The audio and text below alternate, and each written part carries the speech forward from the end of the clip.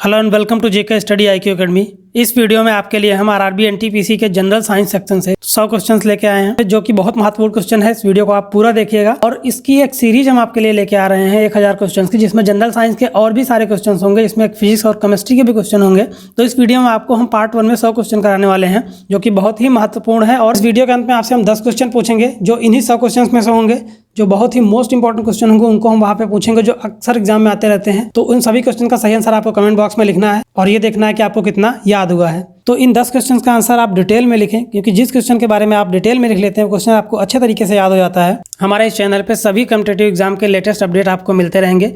हमारा YouTube channel है GK study IQ academy. Video को सब्सक्राइब करना ना भूलें। सब्सक्राइब करने के बाद बेल आइकन पर प्रेस जरूर करें, ताकि आने वाली और भी वीडियोस की नोटिफिकेशन आपको मिल सके। डिस्क्रिप्शन में दिए हुए लिंक से टेलीग्राम चैनल को ज्वाइन करें, फेसबुक के ग्रुप को भी ज्वाइन करें। आइए अब क्वेश्चन देख लेते हैं। सेट 1 का पहला क्वेश्चन है, किसकी उपस्थिति के कारण रक्त वाहिकाओं में बहते रक्त का थक्का नहीं जमता है। तो इसमें 4 ऑप्शन दिए गए हैं। पहला ऑप्शन है हिपैरिन, दूसरा प्रोथ्राम्बिन, तीसरा हीमोग्लोबिन और चौथा हेरिडिन। तो इसका सही आंसर होगा ऑप्शन ए हिपैरिन। हिपैरिन की उपस्थिति के कारण रक्त का थक्का नहीं जमता। अगर किसी की बॉडी में कहीं ब्लड क्लॉटिंग हो गई है तो उसको हटाने के लिए भी हिपैरिन का यूज़ किया जाता है। हिपैरिन के इंजेक्शन लगाए जाते हैं। तो आते हैं अपने दूसरे क्वेश्चन की ओर। निम्नलिखित में से किसे कोशिका के पाचन की थैली कहा जाता है, जिसमें 4 ऑप्शन दिए हैं। पहला गाल्जिका है, दूसरा माइटोकॉन्ड्रिया, तीसरा राइबोसोम और चौथा लाइसोसोम। इसका सही आंसर ऑप्शन 4 होगा, लाइसोसोम। और ये केवल एनिमल सेल में पाया जाता है। बाउंडेड मेम्ब्रेन के अंदर होता है, जो पाचन की थैली का काम करता है। एक तरह से ये किसी भी सेल के लिए डाइजेस्टिव सिस्टम का काम करता है। अगला क्वेश्चन है, निम्नलिखित में से किसे कोशिका का ऊर्जागृह कहा जाता है। इसका सही आंसर होगा ऑप्शन 2 माइटोकॉन्ड्रिया। इसको कोशिका का पावर हाउस कहा जाता है, जो एनर्जी को प्रोड्यूस करने के बाद एक स्मॉल मॉलिक्यूल में सेव कर लेता है, जिसको एडिनोसिन ट्राइफॉस्फेट कहा जाता है, एटीपी। आप लोगों ने एटीपी का भी नाम सुना होगा। इसका फुल फॉर्म होता है एडिनोसिन ट्राइफॉस्फेट। क्वेश्चन नंबर 4, निम्नलिखित में से कौन सा एक छोटी आंत का हिस्सा नहीं है। इसके सही आंसर होगा ऑप्शन 1 कैक्यूम, क्योंकि ये जो आपकी बड़ी आंत होती है उसका ये स्टार्टिंग का पोर्शन जो होता है वो ये होता है। डिओडेनम जो होता है वो स्मॉल इंटेस्टाइन का फर्स्ट सेक्शन होता है। जेजुनम जो होता है वो मिडिल सेक्शन होता है इंटेस्टाइन का। इलियम जो होता है वो फाइनल सेक्शन होता है स्मॉल इंटेस्टाइन का। तो ये तीनों तो स्मॉल इंटेस्टाइन के ही पार्ट होते हैं, फर्स्ट, मिडिल और लास्ट। और ये फर्स्ट सेक्शन होता है बड़ी आंत का। तो ये सही आंसर होगा ऑप्शन ए। क्वेश्चन नंबर 5, किसी जीवित शरीर के भीतर सेल या ऊतक की मृत्यु को कहा जाता है। अगर किसी जीवित शरीर के अंदर सेल या कोई ऊतक डेड हो जाता है तो उसको क्या कहते हैं। उसका सही आंसर होगा तीसरा नेक्रोसिस बोला जाता है उसको। Due to lack of blood supply, अगर आपके सेल में या ऊतक में, टिश्यू में ब्लड सप्लाई की कमी होती है तब सेल्स डेड हो जाते हैं, या किसी इंजरी या रेडिएशन या केमिकल के जरिए डेड हो जाते हैं। जो लार्ज एरिया में टिश्यू डेड हो जाते हैं, इसको नेक्रोसिस कहा जाता है।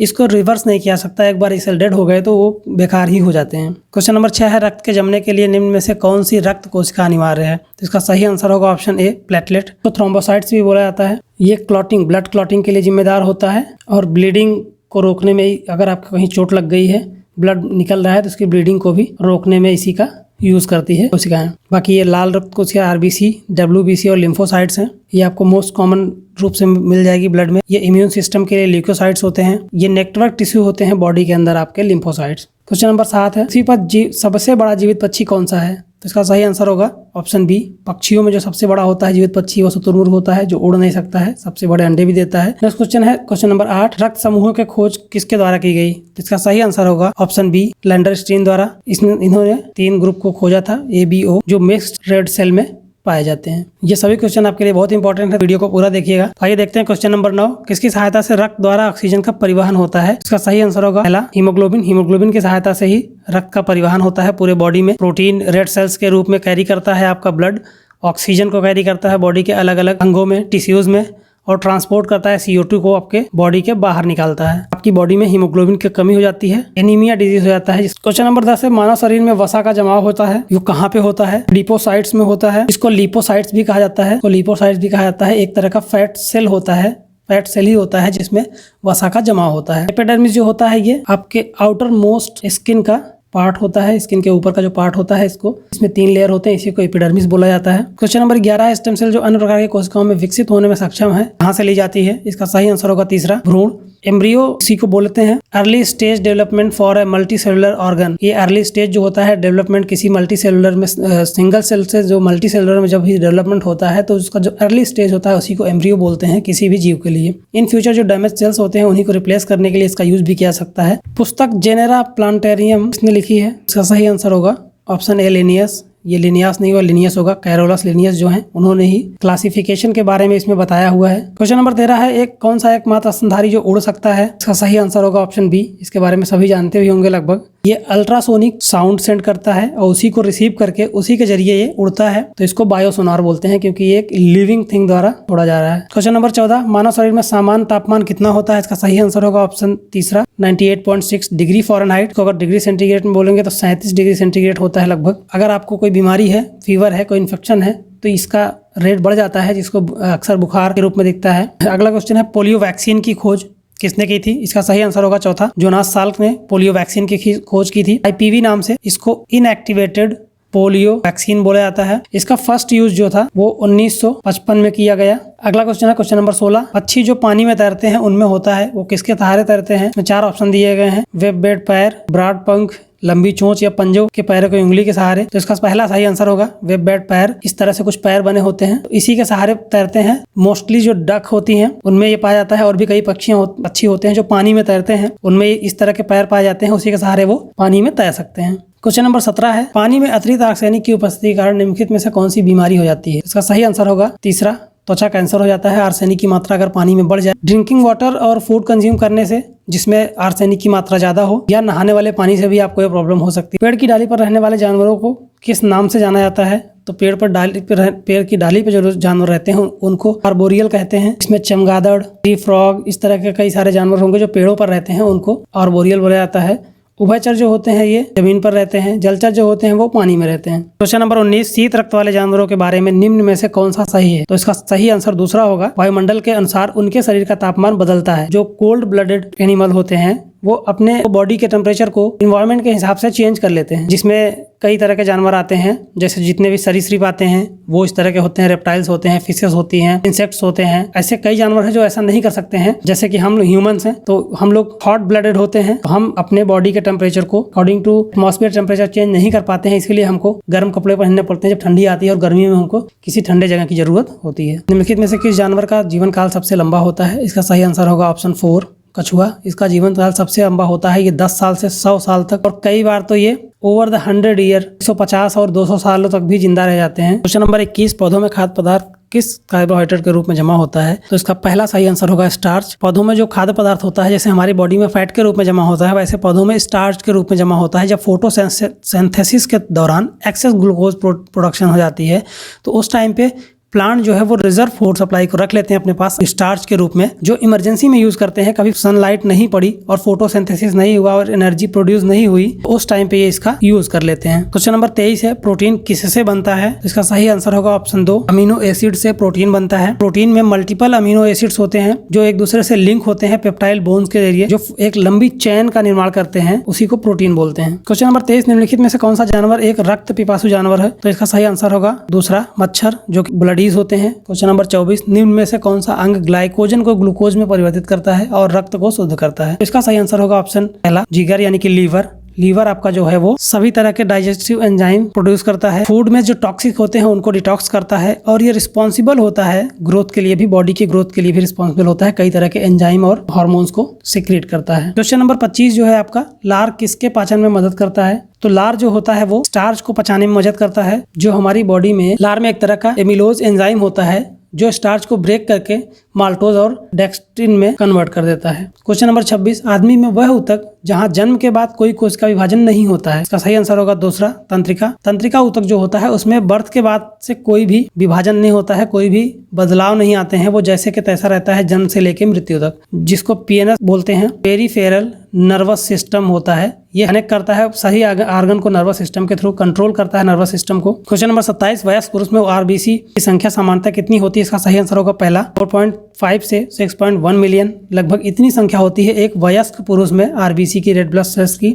और इसका जो काउंट यूनिट होता है सेल पर MCL होता है, MCL यानी कि माइक्रोलीटर। एक माइक्रोलीटर में इतने सेल्स पाए जाते हैं, जिसमें मेंस में 4.7 से 6.1 तक होता है, और अगर वुमेन की बात करें तो वुमेन में थोड़ा कम होता है, 4.2 से 5.4 सेल पर मिलियन। क्वेश्चन नंबर 28, कोशिकाओं के अध्ययन संबंधित जीव विज्ञान की शाखा को किस रूप में जाना जाता है? तो इसको कोशिका विज्ञान बोला जाता है। सेल साइटोलॉजी बोलते हैं इसको, साइटोलॉजी भी कहते हैं। और ये सेल बायोलॉजी भी, कोशिका जैविकी भी इसको बोला जाता है। क्वेश्चन नंबर 29, रक्त का थक्का रोधी पदार्थ कौन सा है? हिपैरिन है। जिस पहला नंबर क्वेश्चन जो था वो भी यही था लगभग, कि ब्लड को थक्का जमने से, ब्लड का थक्का जो क्लॉटिंग जम जाती है उसको रोकने के लिए कौन सा पदार्थ यूज होता है? बॉडी में हिपैरिन यूज होता है। अगर इसकी कमी हो आपको अलग से हिपैरिन का इंजेक्शन भी दिया जाता है ताकि ब्लड क्लॉटिंग ना हो सके। क्वेश्चन नंबर 30, निम्नलिखित में से कौन सी कोशिका एंटीबॉडी का उत्पादन करती है? इसका सही आंसर होगा लिम्फोसाइट्स। WBC का ही नाम लिम्फोसाइट्स भी है। इसका मेन रोल होता है आपकी बॉडी के इम्यून सिस्टम में, सबसे इंपॉर्टेंट रोल इसी का होता है। क्वेश्चन नंबर 31 है, पौधों में भोजन का परिवहन करने वाला ऊतक कौन सा है? पौधों में भोजन को ले जाने वाला कौन सा ऊतक होता है? इसका सही आंसर होता है फ्लोएम। लिविंग टिश्यू होता है ये, वेस्कुलर प्लांट में पाया जाता है, सॉल्युबल होता है ऑर्गेनिक कंपाउंड में। इसके अंदर जो भी भोजन या जो भी चीजें बनती हैं उनको और अन्य तने और जो है पत्तियों तक पहुंचाने का काम करता है। क्वेश्चन नंबर 32, दूध का स्थायीकरण करने के लिए उबाला जाता है ताकि जीवाणु के कारण होने वाली बीमारी को दूर किया जा सके। उसे क्या कहते हैं? इस प्रक्रिया को क्या बोलते हैं? इस प्रक्रिया को, पूरी प्रक्रिया को पास्चुराइजेशन बोला जाता है, जिसमें लमसम 160 डिग्री फ़ारेनहाइट पे दूध को गर्म किया जाता है। 71.5 डिग्री सेंटीग्रेड पे गर्म किया जाता है। पास्चुराइजेशन के बाद दूध का जो लाइफ होता है वो लगभग 2 वीक ठंड हो जाता है। 2 वीक तक आप उसको और भी ठंडी जगह पे रखकर यूज कर सकते हैं, वो खराब नहीं होगा। क्वेश्चन नंबर 33 है, कॉकरोच पानी में जीवित नहीं रह सकता क्योंकि इसका श्वसन अंग होता है। इसका सही आंसर होगा दूसरा, ट्रेचिया। कॉकरोच के जो नीचे के साइड में एयर बोन्स होते हैं जो उनकी रीढ़ की हड्डी से जुड़ा हुआ होता है, वहां पर ट्रेचिया नाम का एक सिस्टम मिलता है जो स्पाइरल टाइप की संरचना होती है, जिससे एयर फिल्टर करके उनके ट्रेचिया ट्यूब में पहुंचाता है, जहां से वो श्वसन क्रिया करता है। अगर कॉकरोच को पानी में डाल देंगे तो पानी में कॉकरोच श्वसन नहीं कर सकता है, इसी के कारण। क्वेश्चन नंबर 34 है, निम्नलिखित में से कौन अंडे देने वाला स्तनपायी है? तो इसका सही आंसर होगा ऑप्शन 4, नुकीली चींटी खाने वाला। इसका नाम प्लैंटिपस डक होती है। इसकी चोंच जो होती है बहुत नुकीली होती है। ये ईस्टर्न ऑस्ट्रेलिया में पाया जाता है। ये अंडे देने वाला स्तनपायी है। क्वेश्चन नंबर 35 है, इनमें से कौन सा एक सबसे छोटा पक्षी है? तो इसका सही आंसर तीसरा होगा, हमिंग बर्ड। ये सबसे छोटा पक्षी है। इसकी जो स्पीड होती है उड़ने की, चलने की जो स्पीड होती है 98 किलोमीटर पर आवर की स्पीड से ये उड़ सकता है। इसका अगर आप वेट देखेंगे तो बहुत ही कम वेट होता है, 4 ग्राम के आसपास इसका वेट होता है। और इसकी लेंथ जो होती है वो 10 सेंटीमीटर होती है। 10 सेंटीमीटर छोटा सा पक्षी होता है जो बहुत ही स्पीड से उड़ता है। क्वेश्चन नंबर 36, सपाट पैर वाले ऊंट रेगिस्तान में आसानी से चल सकते हैं क्योंकि संपर्क में आने वाली सतही क्षेत्र से रेत पर दबाव कम पड़ता है। पैर जितना सपाट होगा रेत उतनी कम धंसेगी, इसलिए आसानी से ऐसे ऊंट चल सकते हैं जिनके पैर सपाट होते हैं। नंबर 37 है, माइटोकॉन्ड्रिया किसके द्वारा खोजा गया? माइटोकॉन्ड्रिया की खोज किसके द्वारा की गई? इसका सही आंसर होगा चौथा, रिचर्ड अल्टमैन ने माइटोकॉन्ड्रिया की खोज की थी। क्वेश्चन नंबर 38 है, पानी के टैंक में कवक को नष्ट करने के लिए प्रयोग में किया जाने वाला रसायन कौन सा होता है? कॉपर सल्फेट को यूज किया जाता है पानी के अंदर कवकों को नष्ट करने के लिए, जो फंजाई पैदा हो जाते हैं। और कॉपर सल्फेट का जो फॉर्मूला होता है वो CuSO4 होता है। इसको वाइडली यूज किया जाता है, बहुत ज्यादा यूज किया जाता है पानी के टैंकों में कवक के फंजाई को नष्ट करने के लिए। क्वेश्चन नंबर 39 है, निम्नलिखित में से कौन सा एक अनिषेक फल है? पार्थोनोकार्पिक फल है। इसका सही आंसर होगा केला। पार्थोनोकार्पिक फल का मतलब होता है जनरली ये सीडलेस होते हैं। इनका प्रोडक्शन और फ्रूट बिना किसी फर्टिलाइजेशन के ही होता है। इनको फर्टिलाइजेशन की जरूरत नहीं होती है, ये सीडलेस होते हैं। क्वेश्चन नंबर 40 है, गाजर का रंग नारंगी होता है क्योंकि इसमें कैरोटीन होता है। कैरोटीन नाम का एक पदार्थ पाया जाता है, इसकी वजह से गाजर का रंग जो है वो नारंगी होता है। और कैरोटीन पिगमेंट प्रेजेंट होते हैं इसके अंदर, इसकी रूट में, जड़ों में। क्वेश्चन नंबर 41 है, पौधों में जल किसके द्वारा पहुंचाया जाता है? तो जल जाइलम के द्वारा पहुंचाया जाता है। जाइलम रूट से स्टेम और लीफ तक, पत्तों तक जल को पहुंचाने का काम करता है। और इसके जो टिश्यूज होते हैं डेड होने के बाद, यही टिश्यूज जो है वो वुडन और लकड़ी की तरह बन जाते हैं। और केवल पानी ही नहीं, जाइलम पौधों के पत्तियों और तनों तक न्यूट्रिशन पहुंचाने का भी काम करता है। क्वेश्चन नंबर 42 है, शब्द विटामिन किसके द्वारा दिया गया है? तो इसका सही आंसर होगा काश्मीर फंग। काश्मीर फंग जो थे उनके द्वारा शब्द विटामिन वर्ड को दिया गया 1912 में। क्वेश्चन नंबर 43 है, पौधों को वायुमंडल में पुनर्नवीनीकरण सूक्ष्म जीवों द्वारा किया जाता है, जिसको क्या कहा जाता है? विघटनकारी जीव कहा जाता है, जिनके द्वारा वायुमंडल का पुनर्नवीनीकरण होता है। इन सूक्ष्म जीवों के द्वारा विघटन करके जो भी अपशिष्ट पदार्थ होते हैं। क्वेश्चन नंबर 44, स्कर्वी एक प्रकार का रक्त रोग है, किसकी कमी के कारण होता है? तो विटामिन C की कमी के कारण होता है। इसके सिम्टम्स क्या होते हैं? आपको ब्लीडिंग होगी, अधिक ब्लीडिंग होने लगती है। इसका सोर्स जो होता है वो सिट्रस फूड होते हैं, पोटैटो होता है, ब्रोकली होता है, स्ट्रॉबेरी होता है। जितने भी खट्टे फ्रूट होते हैं इन सब में ज्यादा मात्रा में विटामिन C पाई जाती है। क्वेश्चन नंबर 45, वह विकार रोग जिसमें रक्त में ग्लूकोज की मात्रा अधिक हो जाती है। तो इसका पहला सही आंसर होगा हाइपरग्लाइसेमिया। इसमें ग्लूकोज की मात्रा ब्लड में बढ़ जाती है, हाई लेवल हो जाता है। बॉडी में एक पदार्थ बनता है इंसुलिन। इंसुलिन एक हार्मोन होता है जो ग्लूकोज को ऑब्जॉर्व करता है ब्लड में अगर इसकी मात्रा कम हो जाती है, इंसुलिन की मात्रा कम होने लगती है बॉडी में, एक्सेसिव इंसुलिन बनने लगता है, तो ग्लूकोज की मात्रा आपकी बॉडी में बढ़ने लगती है और इसी कंडीशन को हाइपरग्लाइसेमिया कहते हैं और इसी को डायबिटीज़ भी बोला जाता है। क्वेश्चन नंबर 46 हार्मोन का एक उदाहरण है। इसका सही आंसर तीसरा होगा। ऑक्सीटोसिन एक तरह का हार्मोन्स है। ऑक्सीटोसिन का यूज़ चाइल्ड बर्थ में भी किया जाता है। मदर के द्वारा इसका प्रोडक्शन खुद ही होता है बॉडी में, और अगर इसकी कमी होती है तो अलग से ऑक्सीटोसिन के इंजेक्शन दिए जाते हैं चाइल्ड बर्थ के दौरान। ये एक तरह का माइक्रो ट्रांसमीटर होता है जो इन्वॉल्व होता है चाइल्ड बर्थ में, ब्रेस्ट फीडिंग में। और इसके अलावा ट्रस्ट के लिए sexual activity, relationship building hormone भी होता है। इसको लव हार्मोन भी बोलते हैं। इस हार्मोन्स को लव हार्मोन भी कहा जाता है। क्वेश्चन नंबर 47 दांत की सड़न को कम करने के लिए सभी टूथपेस्ट में क्या यूज़ किया जाता है, क्या इस्तेमाल किया जाता है? तो इसका सही आंसर दूसरा होगा, फ्लोराइड को यूज़ किया जाता है दांतों की सड़न को कम करने के लिए हर एक टूथपेस्ट में, जो कलरलेस साल्ट होता है। क्वेश्चन नंबर 48 मस्तिष्क का वह हिस्सा जो हमारे शरीर के भावनात्मक प्रतिक्रियाओं को नियंत्रित करता है, इसको हाइपोथैलेमस बोलते हैं। पहला इसका आंसर होगा। हाइपोथैलेमस नर्वस सिस्टम को कनेक्ट करता है पिट्यूटरी ग्रंथि से, बॉडी के बैलेंस को बनाए रखने में मदद करता है, हार्ट रेट को मेंटेन रखता है, ब्लड प्रेशर को मेंटेन रखने में ये हेल्प करता है। क्वेश्चन नंबर 49 एक जीव जो एक व्यक्ति से दूसरे व्यक्ति को रोग प्रसारित करता है उसको क्या बोलते हैं? इसका सही आंसर होगा तीसरा, वेक्टर। उस जीव को वेक्टर बोलते हैं जो एक व्यक्ति से दूसरे व्यक्ति में रोग को प्रसारित करता है। क्वेश्चन नंबर 50 कौन सी अंतःस्रावी ग्रंथि छाती गुहा में पाई जाती है? सही आंसर होगा थीमस ग्रंथि। थीमस ग्रंथि छाती गुहा में पाई जाती है, बिहाइंड द ब्रेस्ट बोन, वो ब्रेस्ट बोन के पीछे पाई जाती है। इसका इंपॉर्टेंट रोल जो होता है इम्यून सिस्टम और एंडोक्राइन सिस्टम को बनाए रखना, और ये मैसेंजर हार्मोन भी होता है एक तरह का। क्वेश्चन नंबर 51 ब्लू क्रांति किससे संबंधित है? इसका सही आंसर होगा चौथा, मत्स्य पालन से संबंधित है। जो 1960 के आसपास में ये क्रांति आई थी, ये रिवोल्यूशन हुआ था। वर्ल्ड वाइड एक्वाटिक प्रोटेक्शन, ये जो जलीय जीव होते हैं उनके प्रोटेक्शन के लिए इस बात कही गई। बीओडी क्या होता है? बीओडी प्रयुक्त होता है। बीओडी का पूरा नाम क्या है? हम बायोकेमिकल ऑक्सीजन डिमांड होता है, जिसके थ्रू मेजर किया जाता है कि पानी में ऑक्सीजन की मात्रा कितनी है। क्वेश्चन नंबर 53 मिनीमाता रोग पानी के प्रदूषण के कारण होता है, किसके साथ पानी की मिलने की वजह से होता है? पारे के मिलने की वजह से होता है।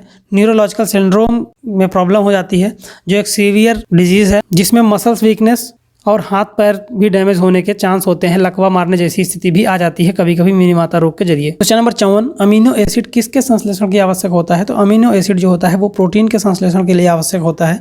इसका सही आंसर होगा तीसरा। किस मौसम में संक्रमण बढ़ जाता है? तो इसका सही आंसर होगा गर्म शुष्क हवा की स्थिति में अक्सर संक्रमण जो है वो बढ़ जाता है। क्वेश्चन नंबर 56 क्योटो प्रोटोकॉल क्या है? तो इसका सही आंसर होगा चौथा। यह देशों के बीच ग्रीन हाउस गैस उत्सर्जन को कम करने के लिए उठाए गए कदमों में से एक है। इसको 11 दिसंबर 1997 को साइन किया गया था और इसको एडॉप्ट किया गया था क्योटो जापान में 1997 को, इसीलिए इसको क्योटो प्रोटोकॉल बोला जाता है, जिसमें 84 कंट्रियों ने साइन किया था इस प्रोटोकॉल को। इसका एम क्या था? इसका एम था रिड्यूस कार्बन इमिशन, CO2 के उत्सर्जन को कम करना और ग्रीन हाउस गैसेस के इमिशन को कम करना, जिसकी लास्ट मीटिंग क्योटो प्रोटोकॉल की लास्ट मीटिंग 16 फरवरी 2005 में हुई थी। क्वेश्चन नंबर 57 मानव शरीर में सबसे लंबी हड्डी कौन सी है? तो इसका सही आंसर होगा तीसरा, जांघ की हड्डी फीमर, जिसको फीमर बोलते हैं, वो मानव शरीर में सबसे लंबी हड्डी होती है, जिसकी लंबाई लगभग 19.9 इंच होती है। और जो दूसरी सबसे बड़ी हड्डी होती है उसको टिबिया बोलते हैं, ये 16.9 इंच इसकी लंबाई होती है।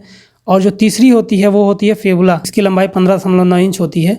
तो ये 3 हड्डियां होती हैं। और जो मानव शरीर की सबसे स्मॉलेस्ट बोन होती है उसको बोलते हैं स्टेपीज, जो कान में पाई जाती है। क्वेश्चन नंबर 58 रक्तचाप को माप करने वाले उपकरण को कहा जाता है? ब्लड प्रेशर को मापने के लिए कौन सा इक्विपमेंट यूज़ किया जाता है? इसका सही आंसर होगा तीसरा, स्पिग्मोमीनोमीटर, जिसमें एक मरकरी के थ्रू इसका मेजरमेंट लिया जाता है। स्पिग्मोमीनोमीटर का खोज 1881 में किया गया था वॉन बैच द्वारा।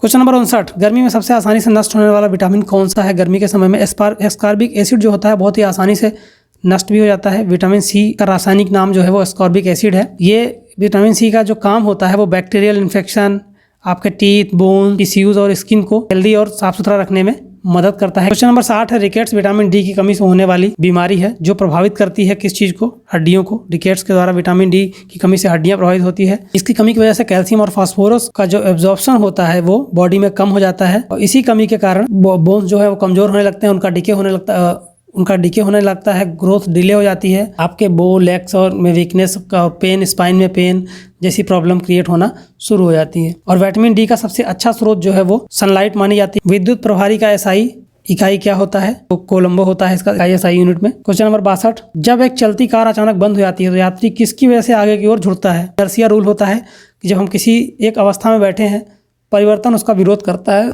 और जैसे ही चलती कार अचानक बंद होती है तो हमारी बॉडी तो गतिशील होती है, इसलिए वो आगे की ओर अचानक से झुक जाती है। क्वेश्चन नंबर 63, यदि एक लड़का एक ट्रेन में बैठा है जो निरंतर वेग पर चल रही है, उसके द्वारा गेंद को सीधे हवा में फेंकेगा तो गेंद कहाँ गिरेगी? हाथ में गिरेगी। क्वेश्चन नंबर 64, एक पत्थर को लात मारने पर एक व्यक्ति को चोट लगने का कारण क्या होता है? उसका कारण होता है रिएक्शन। न्यूटन का थर्ड लॉ जो होता है एक्शन रूल, उसी के लॉ के नियम के अनुसार क्रिया प्रतिक्रिया का जो नियम होता है, अगर हम किसी चीज़ को लात मारेंगे तो उसके जो प्रतिक्रिया होती है उसी के चलते हमें चोट लगती है। क्वेश्चन नंबर 65, गैर समान त्वरण के साथ बढ़ते शरीर के लिए वेग समय ग्राफ रैखिक है। इसका सही आंसर होगा तीसरा।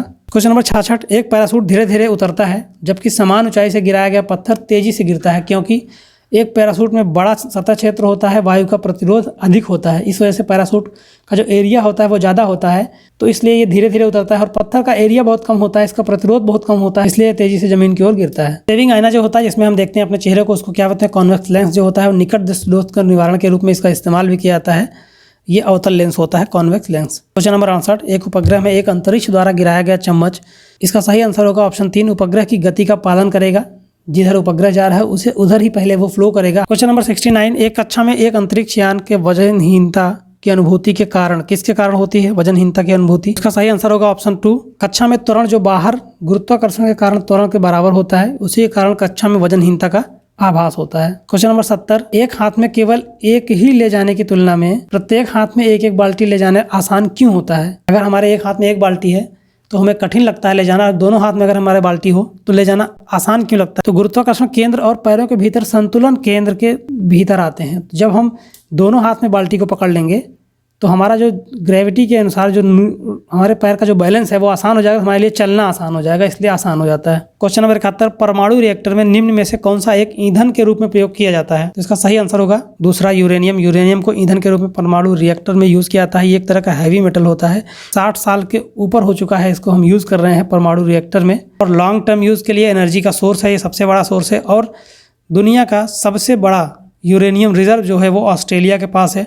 लगभग 31% पूरे वर्ल्ड का ऑस्ट्रेलिया यूरेनियम रिजर्व रखता है। अगर इसको हम क्वांटिटी में देखें तो 1.66 मिलियन टन लगभग ऑस्ट्रेलिया के पास रिजर्व्स हैं। क्वेश्चन नंबर 72, समुद्र के नीचे जलमग्न वस्तुओं को पता लगाने के लिए किसका इस्तेमाल किया जाता है? इसका सही आंसर होगा पहला, सोनार। सोनार वेव्स का इस्तेमाल किया जाता है जो सेंस करती है लोकेशन और ऑब्जेक्ट को। ओशियन के अंदर किसी एक ऑब्जेक्ट से छोड़ी जाती है सोनार वेव, जो कि पानी के अंदर जो है किसी ऑब्जेक्ट या किसी लोकेशन को सेंस करती है, फिर यहाँ से इसको ये वापस ला के इसी के पास पहुँचाती है। फिर इसी सोनार वेव्स की लेंथ और इसकी वापस आने की स्पीड के जरिए ये पता लगाते हैं कि कितना बड़ा ऑब्जेक्ट हो सकता है और लगभग क्या हो सकता है वहाँ पे। क्वेश्चन नंबर 73, शेविंग ब्रश के बालों को जब पानी से निकाला जाता है तो वे किसके कारण आपस में चिपक जाते हैं? इसका सही आंसर होगा पहला, सतही तनाव। जो सतही तनाव होता है, जो सरफेस टेंशन होता है, उसकी वजह से शेविंग ब्रश को जब पानी से बाहर निकालते हैं तो आपस में वो चिपक जाता है, क्योंकि द्रव अपने पृष्ठ को न्यूनतम करने का प्रयास करता है, इस वजह से वो आपस में चिपक जाते हैं। क्वेश्चन नंबर 74, जब दबाव बढ़ जाता है तो बर्फ के पिघलन बिंदु, अगर किसी चीज़ पे हम प्रेशर बढ़ाते हैं तो उसका जो मेल्टिंग पॉइंट है वो क्या होगा? वो भी घट जाएगा। जैसे हम प्रेशर बढ़ाएंगे मेल्टिंग पॉइंट अपने आप डिक्रीज हो जाता है। क्वेश्चन नंबर 75, स्प्रेयर फंक्शन पर आधारित है। स्प्रेयर फंक्शन, जो स्प्रे का फंक्शन होता है वो किस पे आधारित है? तो बर्नौली सिद्धांत के ऊपर आधारित होता है। क्वेश्चन नंबर 76, एक ट्रांजिस्टर के निर्माण में किस पदार्थ का प्रयोग होता है, किस पदार्थ का इस्तेमाल किया जाता है? इसका सही आंसर होगा तीसरा, सिलिकॉन का यूज़ किया जाता है किसी भी ट्रांजिस्टर को बनाने के लिए, और इसका एटॉमिक नंबर जो होता है सिलिकॉन का वो होता है 14। दुनिया की सिलिकॉन वैली जो बोली जाती है वो कैलिफोर्निया को बोला जाता है, और भारत का जो सिलिकॉन वैली है वो बेंगलुरु है। क्वेश्चन नंबर 77, निम्न में से किस प्रक्रिया में ऊर्जा का उत्सर्जन होता है? इसका सही आंसर होगा ऑप्शन ए, पहला आंसर इसका सही होगा, श्वसन। क्वेश्चन नंबर 77, निम्न में से किस प्रक्रिया में ऊर्जा का उत्सर्जन होता है? इसका सही आंसर होगा पहला, श्वसन। ग्लूकोज के ऑक्सीकरण में जो विभिन्न पदों में ऊर्जा मुक्त होती है उसी को ऊर्जा का उत्सर्जन कहते हैं। क्वेश्चन नंबर 78, किसी वस्तु से भौतिक संपर्क किए बिना दूरी से उसके बारे में सूचना एकत्र करने की तकनीकी को क्या कहते हैं? तो इसको सुदूर सेंसेशन बोला जाता है, इसको रिमोट सेंसिंग बोलते हैं। सुदूर संवेदन इसका सही आंसर होगा। किसी चीज को रिमोट से ऑपरेट कर रहे हैं उसको सुदूर संवेदन बोला जाता है।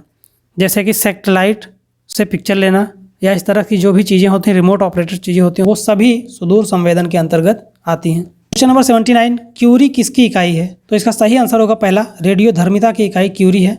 इसको डिफाइन किया गया था 1910 में। पियरे क्यूरी और मैरी क्यूरी के द्वारा। क्वेश्चन नंबर 80, सूरज की ऊर्जा का स्रोत किस प्रक्रिया के द्वारा है? परमाणु संलयन के द्वारा है। जब दो छोटे नाभिक मिलकर एक बड़ा नाभिक बनाते हैं, एक बड़े नाभिक का निर्माण करते हैं, तो इस प्रक्रिया में ऊर्जा मुक्त होती है और इसी तरह की प्रक्रिया जो है वो सूर्य के अंदर भी होती है और तारे जितने भी तारे हैं हमेशा इस तरह की प्रक्रियाएं उसमें होती रहती हैं। क्वेश्चन नंबर 81, प्रकृति में सबसे मजबूत बल कौन सा है? तो प्रकृति में सबसे मजबूत बल जो है वो परमाणु बल है, जो किसी नाभिक में प्रोटॉन और न्यूट्रॉन को एक जोड़ करके रखता है। क्वेश्चन नंबर 82, परमाणु रिएक्टर में भारी पानी का यूज किसके लिए किया जाता है? किसी भी परमाणु रिएक्टर में भारी पानी का जो इस्तेमाल किया जाता है वो मध्यस्थ के रूप में किया जाता है। क्वेश्चन नंबर 83, एक धातु के तार में इलेक्ट्रिक करंट का प्रवाह का कारण होता है। किसी धातु के तार में अगर इलेक्ट्रिक करंट का प्रवाह होता है तो वो इलेक्ट्रॉन के जरिए होता है। जैसे वायर गया है तो वायर के अंदर से कोई बिजली नहीं आती है, हमेशा जो फेज करंट होता है वो इस वायर के चारों तरफ सर्कुलेट होता रहता है, उसी के चारों तरफ सर्कुलेट हो जाता है, वही इलेक्ट्रॉन के फॉर्म में होता है, उसी को विद्युत करंट बोलते हैं।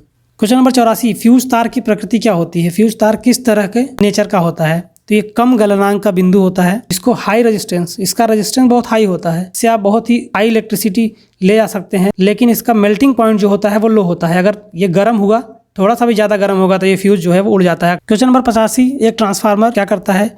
ये एसी वोल्टेज में कमी या वृद्धि करने के लिए इसका इस्तेमाल किया जाता है, कि जो भी लो वोल्टेज आए या कम ज़्यादा आए उसको ये मेंटेन करने के लिए लगाया जाता है। क्वेश्चन नंबर 86, बिजली का अच्छा कंडक्टर कौन है? सबसे अच्छा कंडक्टर बिजली का होता है वो होता है ग्रेफाइट। क्वेश्चन नंबर 87, टंगस्टन का प्रयोग बिजली के बल्ब में फिलामेंट के निर्माण में किया जाता है क्योंकि इसका गलनांक बिंदु उच्चतम होता है। यहाँ फ्यूज का उल्टा है कि जो टंगस्टन होता है, आपने देखा होगा बल्ब में फिलामेंट लगा होता है इस तरह से, तो ये जो होता है इसको टंगस्टन वायर से बना हुआ होता है। इसका गलनांक बिंदु बहुत अधिक होता है कि जब बहुत ज़्यादा हीट होगा तभी ये बल्ब फ्यूज़ होगा, अदरवाइज ये बल्ब फ्यूज़ नहीं होता है। क्वेश्चन नंबर 88, गतिमान इलेक्ट्रिक चार्ज को उत्पादित करता है। इसी सिद्धांत का इस्तेमाल करके बिजली का उत्पादन किया जाता है। दो तरह के अलग अलग दो तरीके के चुंबक लगा दिए जाते हैं, इसके बीच से एक मोटर जैसी एक मोटर को गुजारा जाता है और इसको रोटेट कराया जाता है। जैसे ये जब ये बहुत ही तेज़ी से बहुत ज़्यादा आरपीएम से रोटेट होता है तो इसके बीच अपने आप इलेक्ट्रिक करंट उत्पन्न होता है और इसी के जरिए उसको आगे बढ़ा दिया जाता है और इसी का इस्तेमाल किया जाता है आपका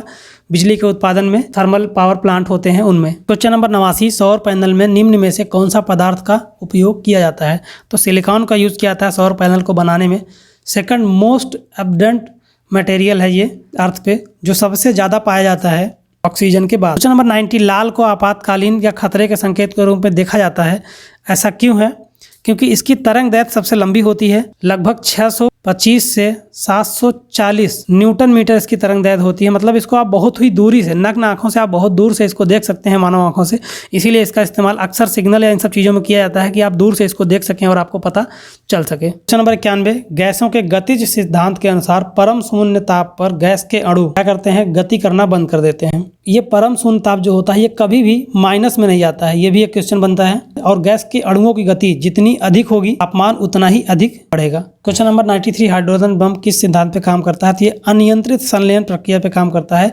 अगर एक हाइड्रोजन बम को कहीं पर फोड़ दिया जाए तो उसमें जो नाभिकीय संलयन स्टार्ट हो जाएगा वो अनियंत्रित होता है, इसको कोई नियंत्रित नहीं कर सकता। इसका मतलब ये बहुत ही खतरनाक हथियार हो सकता है। अगर इसको कहीं एक जगह आप इस्तेमाल कर लेते हैं तो ये बहुत ही बड़े ज्योग्राफिकल एरिया को अफेक्ट करेगा। इसका इन्वेंशन किसने किया था? तो एडवर्ड टेलर ने हाइड्रोजन बम का जो इन्वेंशन था वो एडवर्ड टेलर ने किया था। क्वेश्चन नंबर 94, जीवाश्म जीवों की आयु की गणना किस तकनीकी के द्वारा की जाती है? तो कार्बन डेटिंग एक ऐसी तकनीकी है जिसके द्वारा जीवाश्म जीवों आयु की गणना की जाती है। कार्बन डेटिंग, इसको जो है कार्बन 14 डेटिंग भी कहा जाता है। इसका इन्वेंशन जो था, इसकी खोज की थी विलार्ड लीवी ने। क्वेश्चन नंबर 95, परमाणु बम की खोज किसने की थी? इसका सही आंसर होगा अल्बर्ट आइंस्टीन ने परमाणु बम की खोज की थी। वर्ल्ड फर्स्ट न्यूक्लियर वेपन था, ये दुनिया का सबसे पहला न्यूक्लियर वेपन था परमाणु बम। क्वेश्चन नंबर 96, एक पदार्थ जो आसानी से जल के संपर्क में आसानी से कोलाइड घोल बनाता है, तो इसका सही आंसर होगा चौथा hydrophilic colloid. Question number 97, uranium का रेडियोधर्मी विघटन जो होता है उसमें जो अंततः परिणाम निकलता है वो क्या निकलता है? तो यूरेनियम के रेडियोधर्मी विघटन के बाद सबसे लास्ट में जो परिणाम निकलता है वो लेड निकलता है। ये लीड नहीं होगा, लेड होगा, यानी कि सीसा। सबसे अंतिम जो इसका प्रोडक्ट बनता है वो सीसा बनता है। क्वेश्चन नंबर 98, निम्न में से किस धातु का गलनांक सबसे कम होता है? तो बुध जो होता है एक तरह की धातु होती है, इसका गलनांक सबसे कम होता है। क्वेश्चन नंबर 99, परमाणु शक्ति क्या है? कम दूरी का आकर्षण बल होता है, इसी को परमाणु शक्ति कहते हैं। क्वेश्चन नंबर 100, लोहे का सबसे शुद्ध रूप कौन सा होता है? जो राउट आयरन होता है वो सबसे शुद्ध रूप होता है, इसी को पिटवा लोहा बोलते हैं। हिंदी इसका पिटवा लोहा होती है। इस लोहे में सबसे लो कार्बन कंटेंट होते हैं। कार्बन कंटेंट बहुत ही कम होता है, इसलिए बहुत ही शुद्ध माना जाता है। तो ये आपके 100 क्वेश्चन एनटीपीसी के मेमोरी बेस्ड क्वेश्चन थे, जिनको हमने एनटीपीसी के एग्जाम से उठाया है, मेमोरी बेस्ड क्वेश्चन से उठाया है और जगहों से। अब इस वीडियो में आपको हम इसी वीडियो के 100 क्वेश्चन में से 10 क्वेश्चन को पूछेंगे। कमेंट बॉक्स में जरूर उसका आंसर लिखें। तो पहला क्वेश्चन है, रक्त के जमने के लिए निम्न में से कौन सी रक्त कोशिका अनिवार्य है? इसमें 4 ऑप्शन दिए गए हैं। और दूसरा क्वेश्चन है, किसकी सहायता से रक्त द्वारा ऑक्सीजन का परिवहन होता है? क्वेश्चन नंबर 3 है, मानव शरीर में वसा का जमाव कहाँ होता है? क्वेश्चन नंबर 4 है, स्टेम सेल जो अन्य प्रकार की कोशिकाओं को विकसित करने में सक्षम होती है, कहाँ से ली जाती है? ये बहुत ही इंपॉर्टेंट क्वेश्चन है, इसका आंसर जरूर आप लोग दें। क्वेश्चन नंबर 5 है, पानी में अतिरिक्त आर्सेनिक की उपस्थिति के कारण निम्न से कौन सा बीमारी होती है? ये भी एक बहुत ही इंपॉर्टेंट क्वेश्चन है, ये भी कई बार पूछा जा चुका है। नंबर 6 है, पेड़ की डाली में रहने वाले जानवर किस नाम से जाना जाता है? इसका आंसर आपको कमेंट बॉक्स में लिखना है। क्वेश्चन नंबर 7, पौधों में खाद्य पदार्थ किस कार्बोहाइड्रेट के रूप में जमा होता है? ये भी आपको लिखना है, ये भी एक मोस्ट इंपॉर्टेंट क्वेश्चन है। क्वेश्चन नंबर 8 है, निम्न से कौन सा अंग ग्लाइकोजन को ग्लूकोज में परिवर्तित करने के लिए रक्त को शुद्ध करता है? ये भी एक बहुत ही इंपॉर्टेंट क्वेश्चन है, ये भी आपको कमेंट बॉक्स में लिखना है। क्वेश्चन नंबर 9 है, वयस्क पुरुष में आरबीसी की संख्या कितनी होती है? एक एडल्ट पुरुष में आरबीसी की सामान्य संख्या कितनी होती है? ह्यूमन में नहीं पूछा गया है, यहाँ पे पुरुष पे पूछा गया है, इस बात का विशेष ध्यान रखिए। क्वेश्चन नंबर 10 है, जो कि मोस्ट इंपॉर्टेंट है, कॉकरोच पानी में जीवित नहीं रह सकता, इसका क्या कारण है? उसका श्वसन अंग कौन सा होता है जिस वजह से पानी में जीवित नहीं रह पाता है? इन 10 क्वेश्चंस के आपको कमेंट बॉक्स में आंसर देने हैं, डिटेल्ड आंसर लिखना है। आपको आंसर के बारे में जितना ज्यादा से ज्यादा पता हो आप कमेंट बॉक्स में जरूर लिखें। और एनटीपीसी के जनरल साइंस और अन्य सब्जेक्ट के भी इंपॉर्टेंट क्वेश्चन जो मेमोरी बेस्ड क्वेश्चन है वो आपको हम आगे आने वाले वीडियोस में लाते रहेंगे। तो उसके लिए चैनल को आप जरूर सब्सक्राइब करें और वीडियो को लाइक करें, ज्यादा से ज्यादा शेयर करें। Thanks for watching GK study IQ academy.